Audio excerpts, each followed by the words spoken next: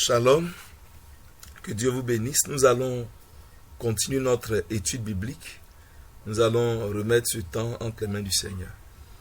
Père, nous bénissons ton nom. Merci pour la grâce que tu nous donnes. C'est un privilège pour nous que de pouvoir nous approcher de toi.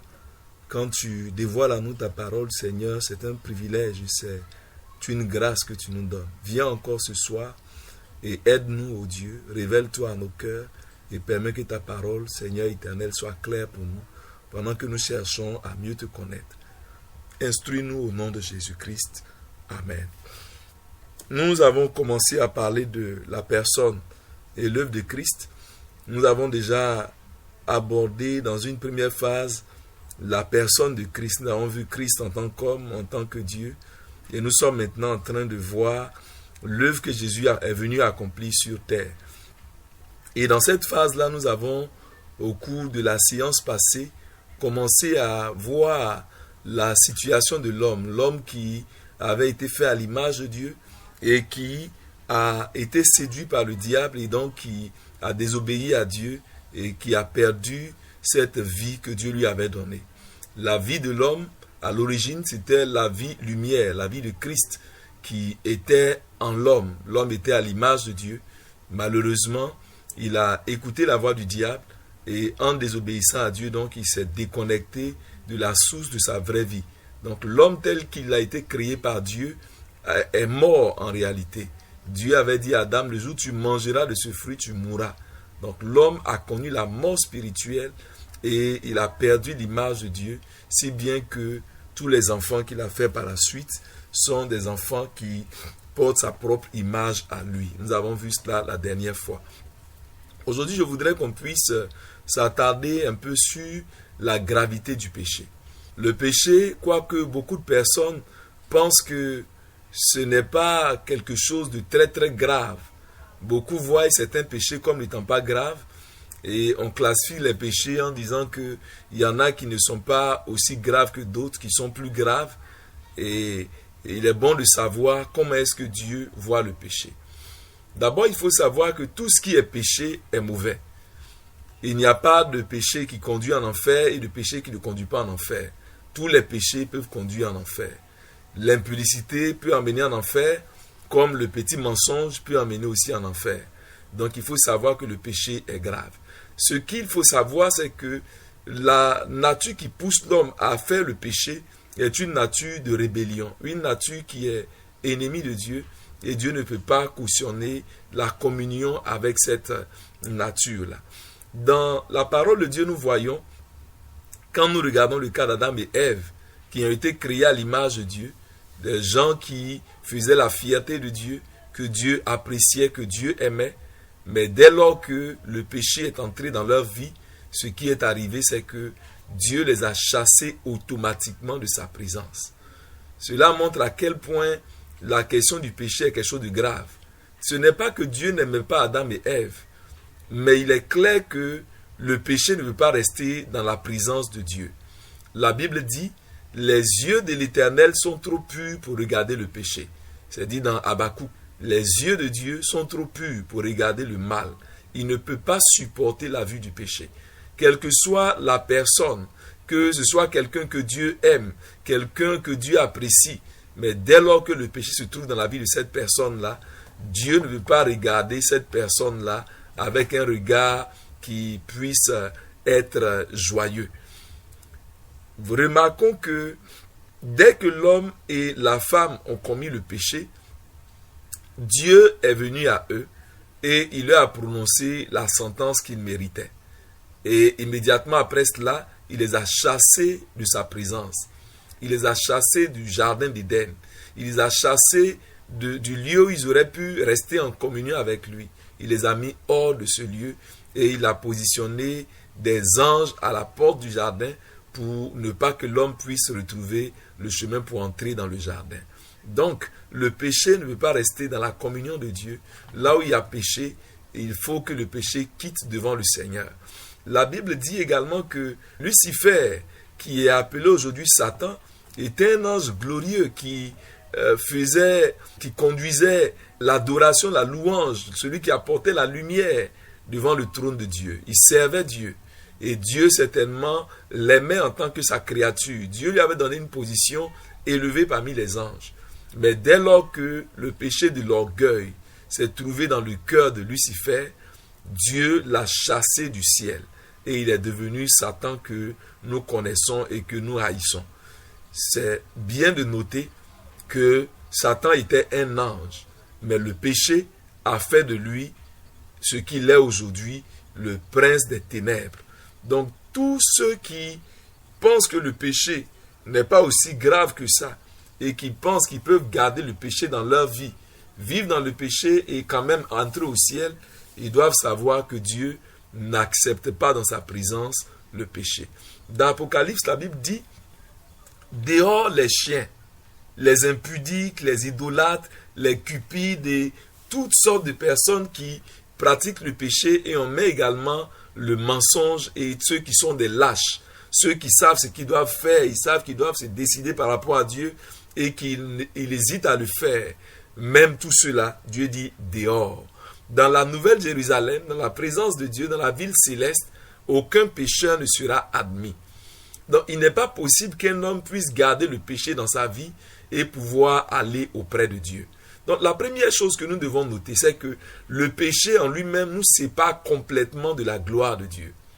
La Bible dit tous ont péché et sont privés de la gloire de Dieu. Le péché sépare un homme de Dieu. Le péché coupe la relation entre un homme et Dieu. Quand un homme est dans le péché, il tombe dans le péché, il est exclu de toute communion avec le Seigneur parce que en Dieu, il ne peut pas avoir de péché. Donc, il ne peut pas rester uni avec quelqu'un qui est dans le péché. Si quelqu'un pêche, il sort de la communion avec Dieu. Tout péché est grave. Tout péché nous prive de la présence de Dieu. Tout péché nous prive de la gloire de Dieu. Il faut le savoir. Et quand même notre Seigneur Jésus, qui n'avait jamais connu de péché, qui est né de Dieu, qui est venu du ciel, comme on l'a vu, qui est d'origine divine, quand il a décidé de venir sur terre en tant qu'homme, il a veillé à ne pas toucher le péché. Il a veillé à se tenir loin du péché. Il a vécu sans péché. Mais quand il était question de payer le prix pour nous, de poser l'acte par lequel nous allons être délivrés, l'acte de notre rédemption, il a fallu qu'il accepte de devenir le corps dans lequel Dieu va déverser notre ancienne vie, déverser notre culpabilité. La Bible dit, lui qui n'a pas connu le péché, Dieu l'a fait devenir péché. Dieu l'a chargé de nos péchés. Mais dès lors que Christ a bu la coupe et qu'il a pris notre nature pécheresse en lui, à la croix, on peut se rappeler que Jésus a fait une prière assez angoissante, assez déchirante. Il dit, mon Dieu, pourquoi m'as-tu abandonné? Même Jésus qui n'avait jamais connu de péché, lui qui est d'origine divine et qui est venu sur terre pour accomplir une mission divine, et même en acceptant de prendre la coupe, de prendre notre péché sur lui, ce n'était pas sa propre volonté, c'était le Père qui lui avait demandé de faire cela. Mais dès l'instant où Jésus a pris notre nature en lui, ce qu'il devait faire, parce que c'est ce que le Père demandait pour notre justification, quand il a porté notre péché, le Père l'a traité comme il traite tous les pécheurs. Il l'a repoussé loin de lui. Jésus dit, mon Dieu, pourquoi m'as-tu abandonné? C'est pour montrer à quel point le péché est grave. Il ne faut jamais penser que le péché, on peut le caresser et on va être excusé par Dieu en fin de compte. Dieu aime l'homme, c'est vrai. Même quand un homme vit dans le péché, Dieu continue d'avoir de la compassion, de la miséricorde pour l'homme qu'il veut sauver. Mais si cet homme continue dans son péché, c'est clair qu'il va se retrouver en enfer, malgré que Dieu l'ait aimé. Donc le fait que Dieu aime un homme ne veut pas dire que s'il vit dans le péché, il continue dans le péché, qu'il meurt dans le péché, Dieu va le comprendre et Dieu va l'accepter dans son royaume. Le péché est très grave et il prive l'homme de la gloire de Dieu. Un homme qui garde le péché dans sa vie ne pourra pas voir Dieu, il ne pourra pas entrer dans le ciel. Matthieu 5 nous dit, heureux ceux qui ont le cœur pur, car ils verront Dieu. Dans Hébreu également, la Bible nous dit que la sanctification, il faut la rechercher, parce que sans la sanctification, nul ne verra le Seigneur. C'est clair qu'un homme ne peut pas vivre dans le péché et puis espérer voir le Seigneur. Autre chose qu'il est important de noter, quand on parle de la gravité du péché, et il ne faut pas penser que la gravité du péché, c'est en fonction de la quantité, ou bien de la taille, ou bien de l'horreur que ce péché représente à nos yeux. Tout péché est horrible devant Dieu. Tout péché est une abomination devant Dieu. Tout péché peut conduire un homme en enfer. Beaucoup pensent que si je fais beaucoup de bien et que je garde quelques petits péchés, ce n'est pas grave. La Bible nous dit, saisissez pour nous les renards, les petits renards qui ravagent nos vignes alors que nos vignes sont en fleurs.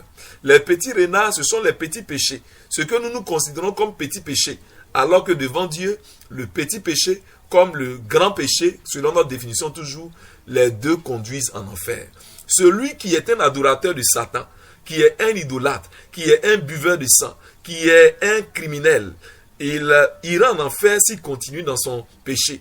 Mais également le menteur, le lâche, celui qui pense qu'il est dans ces petits péchés qui ne sont pas graves là, s'il continue et qu'il ne se répand pas, il sera surpris de se retrouver également en enfer. Donc bien aimé, le péché est grave. Il nous exclut de la présence de Dieu. Le péché ferme la porte du ciel à tout homme qui le pratique. Il faut que nous comprenions que c'est grave. Autre élément important que nous devons noter en ce qui concerne la gravité du péché, c'est que Adam, après avoir commis le péché ne s'est pas localisé seulement dans la vie d'Adam. La Bible nous dit que Adam, à un certain âge, a eu un enfant à son image. Donc Adam était déchu. Adam était devenu un homme corrompu à l'intérieur. Il y avait le péché en lui. Et désormais, l'enfant qu'il met au monde n'est plus un homme à l'image de Dieu, mais c'est un homme à l'image d'Adam pécheur. Donc le péché se transmet donc d'Adam à tous ses descendants. C'est pourquoi tout homme qui est de la descendance d'Adam est forcément contaminé déjà par le péché. Il naît pécheur. C'est pourquoi le Sauveur Jésus, il devait venir de la descendance de la femme et non pas de la descendance d'Adam. Il devait naître directement sans que ce soit la sémence de l'homme qui puisse l'engendrer. C'est pourquoi il est venu juste par une femme et non pas par la relation normale qui permet la conception selon la manière dont Adam est habilité à procréer. Donc, bien aimé, tout homme qui est né de la descendance d'Adam, tout homme qui naît, il naît avec une nature coupable, une nature pécheresse. Même quand il n'a pas encore péché, mais le péché est déjà en lui en tant que potentiel. Il a une vie qui est prédisposée à pécher. Il a une nature qui le prédispose déjà à faire des choses qui sont contraires à la volonté de Dieu. Donc, David, quand il dit « Ma mère m'a conçu dans le péché », il montre que la réalité de la situation de l'homme, c'est que depuis même sa conception, il est déjà contaminé par une vie qui le condamne à être un pécheur dès qu'il naît. Donc, bien aimé, tout homme naît pécheur. Tout homme naît avec cette nature pécheresse en lui. Tout homme naît avec cette vie adamique, cette vie qui est prédisposée à faire le mal, cette vie qui est prédisposée à se rebeller contre Dieu. Il faut savoir que le péché, c'est une force qui prend le contrôle de l'homme, qui a pris le contrôle d'Adam, et cette nature-là se transmet également par la descendance. Et donc, tout enfant qui naît avec cette vie.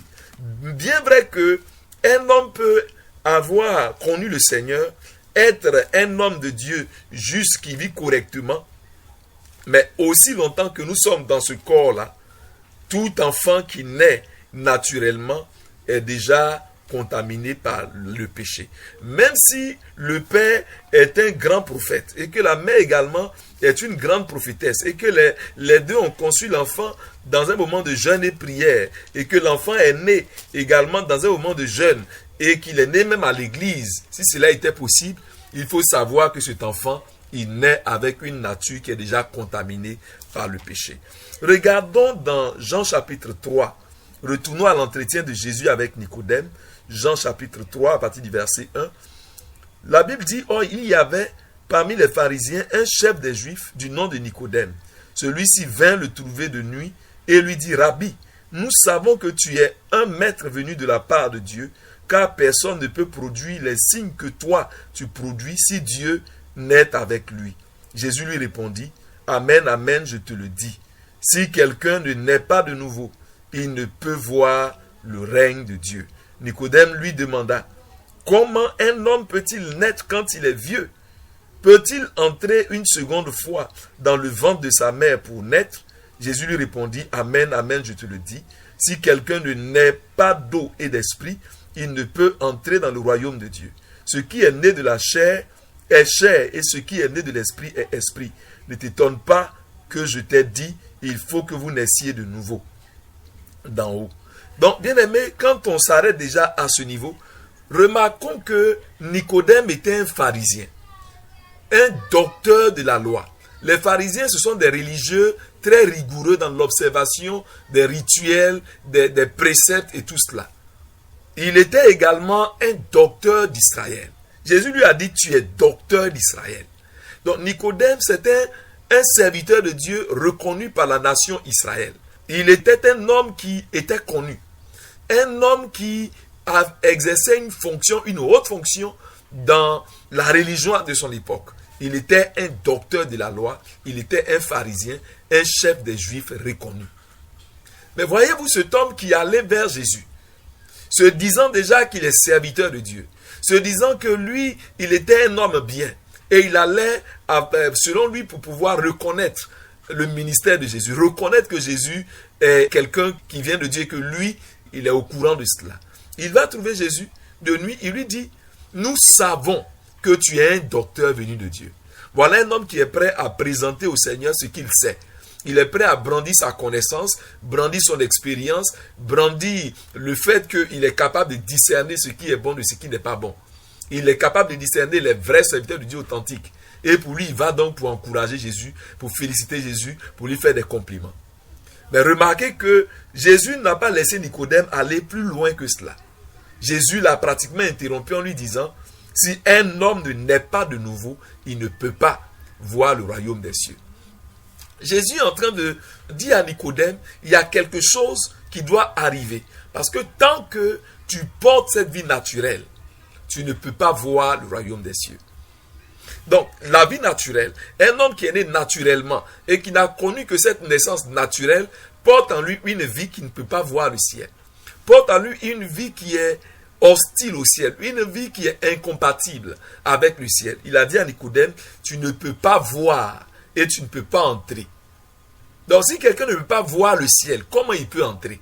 Mais Jésus a dit clairement que si quelqu'un n'est pas né de nouveau, si quelqu'un n'a pas connu une nouvelle naissance et qui ne porte que la première vie avec laquelle il est né, cette vie adamique-là ne peut pas entrer au ciel. Si quelqu'un porte la vie adamique, il ira en enfer. Il ne pourra pas rentrer au ciel. Il faut que Dieu puisse intervenir d'abord avant qu'un homme puisse avoir accès au ciel. On va revenir à cela plus loin. Ce qui m'a amené dans ce passage, c'est quand Jésus dit à Nicodème, ce qui est né de la chair est chair. Ce qui est né de parents naturels est la nature humaine naturelle. Ce qui est né naturellement hérite de la vie déchue que nos pères également ont hérité de leur père, ainsi de suite jusqu'à Adam.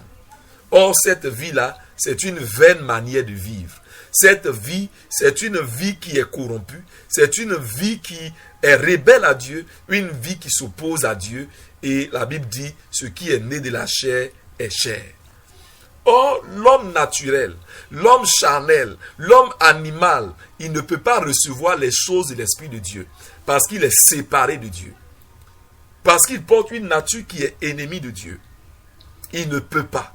Il faut que Dieu puisse intervenir pour régler la situation de cet homme-là. Donc, cette vie naturelle-là, elle est opposée à Dieu. Il faut savoir que la chair, l'homme naturel, est animé par une vie qui par essence se rébelle contre Dieu et ne veut pas se soumettre à Dieu. C'est une vie qui est née avec une nature qui a cette tendance-là de s'opposer toujours à ce que Dieu dit, de s'opposer toujours à ce que Dieu fait. Elle veut se diriger elle-même, elle veut se contrôler elle-même, elle veut décider par elle-même. N'oubliez pas que ce qui caractérise cette vie, c'est la connaissance du bien et du mal sans l'intervention de Dieu. L'homme a demandé à être donc autonome. Donc c'est une vie qui par essence est une vie qui revendique toujours son indépendance vis-à-vis de Dieu. Elle veut faire ce qui l'arrange elle. Elle veut faire ce qui lui plaît elle. C'est une vie qui est portée à mettre en avant le moi, qui est portée à défendre le moi. On a déjà vu la dernière fois comment est-ce que cette vie-là a commencé à se manifester avec Adam. Dès qu'il a péché et que Dieu est venu le confronter, la première réaction d'Adam et sa femme, c'est d'abord chercher à se couvrir, chercher à camoufler, chercher à déguiser, chercher à couvrir leurs fautes. Et en plus, quand Dieu pose la question, Adam se met à accuser maintenant Dieu. Il ne reconnaît pas son erreur, il accuse. Cette vie commence à se manifester par un caractère qui est contraire à la vie de Dieu. Dieu est lumière, cette vie-là aime les ténèbres, elle aime se cacher, elle aime camoufler les choses. Et cette vie ne peut pas plaire à Dieu. Regardons ce que la Bible dit dans Romains chapitre 8 par exemple. Dans Romains chapitre 8, la Bible parle de cette nature que nous avons héritée. Romains chapitre 8 à partir du verset 3. Car chose impossible à la loi, parce que la chair la rendait sans force. Dieu, en envoyant son propre fils dans une condition semblable à la chair du péché, en rapport avec le péché, a condamné le péché dans la chair pour que la justice requise par la loi soit accomplie en nous qui marchons non selon la chair, mais selon l'esprit. Verset 5. En effet, ceux qui sont sous l'emprise de la chair s'accordent aux tendances de la chair, tandis que ceux qui sont sous l'emprise de l'esprit s'accordent aux tendances de l'esprit. Or, la chair tend à la mort, l'esprit lui tend à la vie et à la paix. Car la chair tend à s'ériger en ennemi de Dieu, parce qu'elle ne se soumet pas à la loi de Dieu. Elle en est même incapable. Donc la Bible nous dit clairement ici que la chair, la vie charnelle, la vie naturelle de l'homme, elle a tendance à s'opposer à Dieu. Et elle ne peut même pas se soumettre à la loi de Dieu. C'est une chose impossible pour elle. Donc il y a quelque chose à l'intérieur de l'homme qui fait que l'homme naturel a toujours quelque chose à faire qui est contraire à ce que Dieu attend. Et pour parler de la gravité de cette situation-là, toujours, regardons ce que Paul rend comme témoignage de ce que cette vie-là l'emmenait à faire, ou bien quelle était sa situation lorsqu'il était dans cette vie charnelle. À partir du verset 14 du chapitre 7 de Romains, il dit, nous savons en effet que la loi est spirituelle, mais moi, je suis un être de chair vendu au péché, car ce que je produis, je ne le comprends pas. Ce que je veux, je ne le pratique pas, mais ce que je fais, c'est ce que je déteste. Et si ce que je fais, c'est ce que je ne veux pas, je suis d'accord avec la loi pour dire qu'elle est bonne. Maintenant, ce n'est plus moi qui produis cela, c'est le péché qui habite en moi. Je le sais, rien de bon n'habite en moi, c'est-à-dire dans ma chair, car il est à ma portée de vouloir, mais non pas de produire le bien. Je ne fais pas le bien que je veux, mais je pratique le mal que je ne veux pas. Si je fais ce que moi je ne veux pas, ce n'est plus moi qui le fais, c'est le péché qui habite en moi. Je trouve donc cette loi pour moi qui veux faire le bien. Ce qui est à ma portée, c'est le mal. Car pour ce qui est de l'homme que je suis intérieurement, je prends plaisir à la loi de Dieu, mais je vois dans mon corps tout entier une autre loi qui lutte contre la loi de mon intelligence et qui me rend captif. Captif de la loi du péché qui est dans tout mon corps, misérable que je suis, qui me délivrera de ce corps de mort. Donc, bien aimé, voilà la situation de l'homme naturel. Un homme qui est né de façon naturelle. Un homme qui a la vie adamique en lui. En réalité, Paul dit qu'il connaît le bien. Il est d'accord avec la loi de Dieu. Mais quand il veut faire le bien, quand il veut faire ce qui est correct selon Dieu, il découvre à l'intérieur de lui une autre loi. Et qu'est-ce qui produit cette autre loi? Et que dit cette autre loi-là? Cette autre loi qui est à l'intérieur de lui, qui s'impose à lui, lui commande de faire des choses que lui-même il n'a pas envie de faire. C'est une loi qui le contraint, qui l'oblige à faire le mal qu'il n'a pas envie de faire. Qu'est-ce qui provoque cela? Il dit, ce n'est pas moi qui le fais, ce n'est pas parce que je prends plaisir au mal que je fais, mais c'est le péché qui habite en moi. Il a répété cela au moins 2 fois, au verset 17, et également un peu plus loin encore, il répète que c'est le péché qui habite en moi, dans le verset 20. Donc, il est question d'une nature qui habite.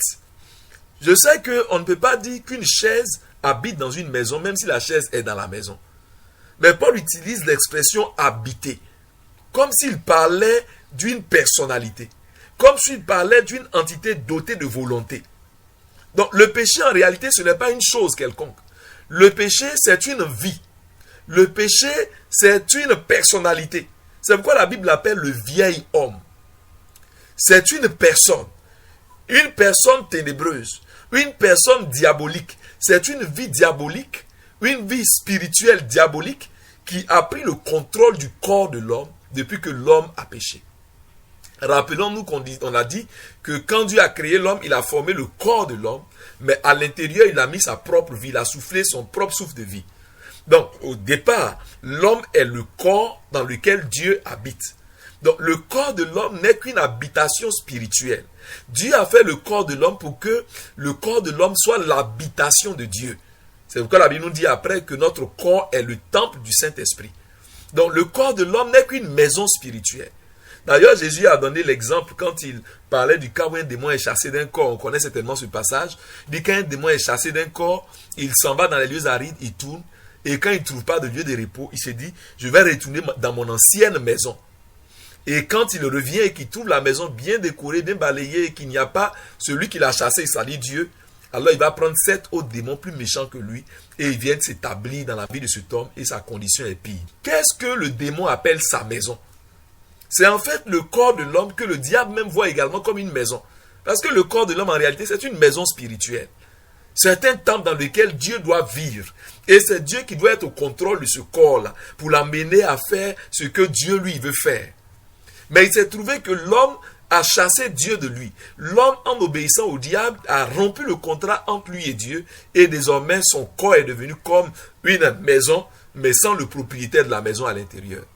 Et comme la nature a horreur du vide, et que les ténèbres aussi n'aiment pas voir un endroit où il n'y a pas de lumière. Quand il n'y a pas de lumière quelque part, les ténèbres s'installent. Et c'est ce qui est la réalité que l'homme connaît. Donc l'homme en réalité, c'est une maison spirituelle. Qu'est-ce qui habite en lui? Si Dieu n'est pas dans ce corps-là, il faut savoir que ce corps n'est pas vide. S'il n'y a pas de lumière quelque part, il faut savoir qu'il y a déjà les ténèbres. Je ne sais pas si on comprend simplement ça. Dieu n'a pas besoin de créer les ténèbres, n'a pas besoin de fabriquer les ténèbres. Mais dès lors que la lumière n'est pas quelque part, c'est l'absence de lumière là qui est déjà ténèbres. Le fait qu'il n'y a pas la lumière. Donc dès lors que Dieu n'est plus là, il y a une autre forme de vie qui est contraire à la nature de Dieu, qui occupe la place que Dieu devait occuper. Et cette vie-là, c'est le péché, c'est le vieil homme. Et Paul dit, pendant qu'il connaissait Dieu, il était aussi religieux comme Nicodème. Il était pharisien comme Nicodème. Il était un expert dans la parole de Dieu, dans la loi comme Nicodème. Mais la réalité qu'il vivait, c'était que dans son corps-là, il y avait un habitant. Il y avait un occupant de son corps. Et qui était cet occupant? Cet occupant, c'est le péché. Le péché qui est une vie. Le péché qui est capable d'avoir une volonté. Rappelez-vous, quand Caïn était sur le point d'aller pécher, Dieu lui a dit, le péché est tapis à ta porte et sa convoitise, son désir se porte vers toi. Donc Dieu voit le péché comme une personnalité qui est capable d'avoir des désirs, qui est capable d'avoir un objectif, qui est capable d'avoir une volonté et de chercher à faire appliquer cette volonté-là dans le corps de l'homme.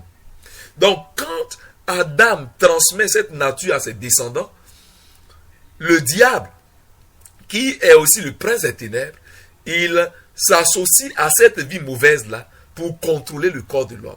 Et cette vie à l'intérieur, Paul dit, je connais le bien, mais je ne peux pas faire le bien parce qu'il y a une force à l'intérieur de moi. Et regardez, Paul dit qu'il y a une loi. Il connaît la loi de Dieu, mais il ne peut pas obéir à la loi de Dieu parce qu'il y a une autre loi à l'intérieur de lui qui gère, qui prend les lois dans nos pays. C'est le souverain. C'est le pouvoir législatif. Et parfois, le président de la République, ou bien dans les monarchies, c'est le roi qui décrète les lois. C'est lui qui prend les décrets, c'est lui qui impose la loi. Et la loi, c'est une obligation qui est imposée à chaque citoyen, il doit respecter. Et Paul dit donc que c'est une loi à l'intérieur de lui. Donc le péché règne dans son corps. Le péché s'est rendu maître de son corps. Tout homme naturel naît avec cette réalité. Le péché est à l'intérieur de lui, habite en lui en tant que maître. Et il revendique la possession de ce corps-là et il oblige ce corps-là à le servir comme esclave. Paul dit qu'il me délivrera de ce corps de misère, malheureux que je suis. Tout homme naturel est malheureux. Parce que même si on ne voit pas la réalité à l'intérieur, mais l'homme naturel est esclave à l'intérieur. Il n'est pas libre. L'homme a pensé que en mangeant le fruit, il allait être libre pour vivre comme il veut. Mais en réalité, il n'y a pas de liberté absolue. Quand ce n'est pas Dieu qui nous contrôle, on est contrôlé par les ténèbres. Quand ce n'est pas la lumière, c'est les ténèbres. C'est les deux extrêmes. Donc l'homme a pensé qu'il pouvait s'affranchir de Dieu et avoir sa vie pour lui. Mais en réalité, il a oublié que en se séparant de Dieu, il se rend esclave de celui à qui il obéit. La Bible dit chacun devient esclave de celui à qui il obéit. L'homme ayant obéi au diable, ayant obéi au péché, devient esclave du péché. Et Paul dit misérable que je suis. Beaucoup portent dans leur corps cette vie mauvaise, ce patron à l'intérieur qui est la nature pécheresse, qui est une vie contrôlée par le diable, qui est à l'intérieur et qui contrôle le corps de l'homme. Dès que quelqu'un naît, c'est sa réalité. Aussi longtemps qu'on est dans cette vie naturelle, c'est la réalité de l'homme. Quand on voit un homme être ivrogne, un homme esclave de la boisson, qui peut travailler pendant un mois, et quand il perçoit son salaire, il va s'asseoir dans un maquis, et il est capable de prendre une bouteille, 2 bouteilles, 3 bouteilles, et quand il est ivre, il offre à boire à tout le monde avec son salaire. Et quand il rentre à la maison, c'est les dégâts. Dans un état dégueulasse, dans son ivresse, il va commencer à dire n'importe quoi à sa femme, insulter tout le monde, insulter ses enfants, et il amène sa famille dans la honte, dans l'opprobre, dans tout le quartier. Un tel homme ne peut pas être fier de cette vie. Mais il y a quelque chose à l'intérieur de lui qui le commande et qui le pousse à aller faire. Il y a des gens qui sont contrôlés par des vices, par l'impudicité. J'ai entendu parler d'un homme qui ne peut pas se contrôler ses pulsions sexuelles. Si sa femme envoie sa petite sœur, il va chercher à aller avec elle. Si elle envoie sa nièce, il va chercher à aller avec elle. C'est vraiment une vie misérable. Beaucoup de gens qui vivent dans ce genre d'esclavage, ce ne sont pas des gens forcément qui aiment cette vie. Même s'ils finissent par se laisser aller, par se laisser contrôler, s'adapter avec ça. Mais en réalité, il faut comprendre qu'ils sont esclaves de quelque chose. Beaucoup ont essayé la cigarette. Mais quand ils veulent abandonner la cigarette, ils se rendent compte que c'est toute une lutte qu'il faut pour pouvoir s'en sortir. Et beaucoup n'ont jamais réussi à s'en sortir. Parce que le péché qui est derrière, c'est un maître qui contrôle. C'est un maître qui a servi. C'est un maître qui domine et qui traite durement celui qui tient captif. Bien-aimé, tout homme naturel naît avec cela. Un enfant qui vient de naître, en réalité, il y a déjà cette vie pécheresse à l'intérieur de lui. Mais comme il n'a pas encore les sens bien développés, le péché ne fait qu'attendre. Il n'a pas encore des bras bien solides pour se battre ou bien pour frapper quelqu'un. C'est pourquoi, quand il veut têter et que sa mère n'est pas là, il peut se mettre en colère aussi, crier. Personne n'apprend à un bébé de 6 mois à se mettre en colère. Quand un enfant commence à pousser des dents, on peut voir la manifestation de la méchanceté. Il peut mordre le sein de sa mère et être en train de rire en le faisant. Tout cela pour montrer que déjà la tendance de la méchanceté est déjà installée dans son petit corps. Le corps est petit. Il ne peut pas encore faire violence pour obliger les gens à le servir, mais à l'intérieur, il y a une vieille vie. Personne n'apprend à son enfant à mentir. Quand l'enfant de 3 ans, 4 ans commence à mentir, aucun parent, aucune maman n'a fait asseoir son enfant pour lui montrer comment mentir. Mais l'enfant sait le faire dès lors que son intelligence commence à se développer. Dès lors que le langage commence à se former.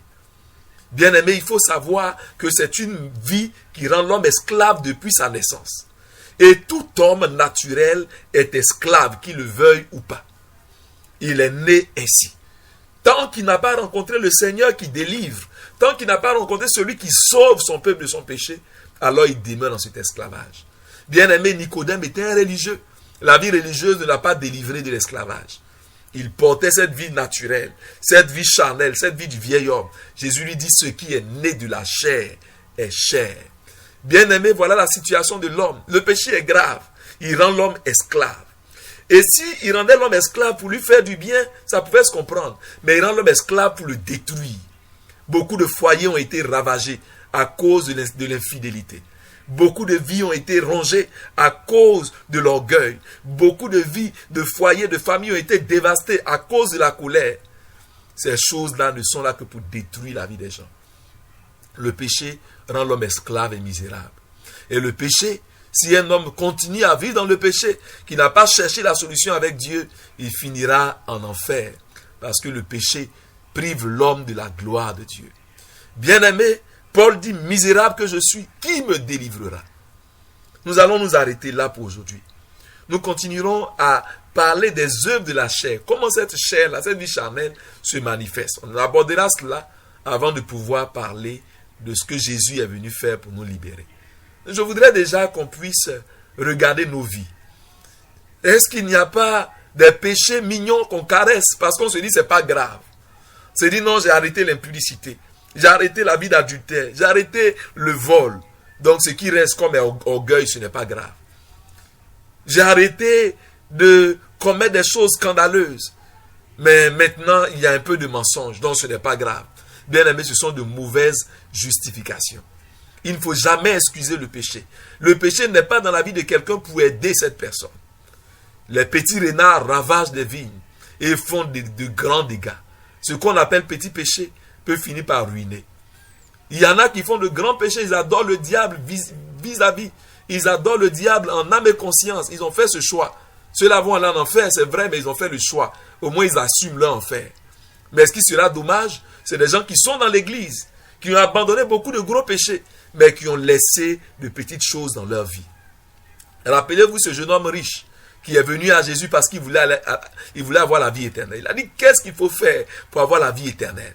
Jésus lui a dit, observe les commandements. Il dit, je connais déjà ça. Depuis ma jeunesse, je garde ça.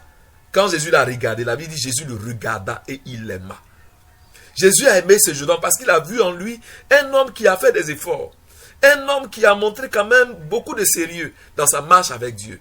Jésus l'a aimé. Et Jésus a voulu l'aider. Jésus lui a dit, il te manque une seule chose. Il te manque une chose. Bien-aimé, après avoir fait beaucoup d'efforts, après avoir abandonné beaucoup de péchés, qu'il ne te manque pas une seule chose. S'il y a encore un péché qui traîne dans ta vie, un péché que tu as toléré encore, que tu laisses, que tu traînes, il faut savoir que cela, tu ne dois pas le garder dans ta vie. Le péché n'est pas un bon partenaire. Le péché n'est pas un allié. Son but, c'est de ronger ta vie maintenant de l'intérieur et de t'emmener à finir en enfer, loin de la gloire de Dieu. Tu peux te repentir encore ce soir en criant à Dieu. Paul a crié, il dit, misérable que je suis, qui me délivrera de ce corps de mort? Tu peux crier au Seigneur et le Seigneur qui aime et qui veut sauver étendra sa main et te fera voir sa solution. Seigneur, merci pour ce temps. Merci de nous avoir aidés pendant ce temps d'étude. Continue d'aider nos cœurs pour que ce que tu es venu faire, cela devienne clair pour nous, que nous puissions comprendre et que la grâce que tu apportes, nous puissions la saisir également. Au nom de Jésus.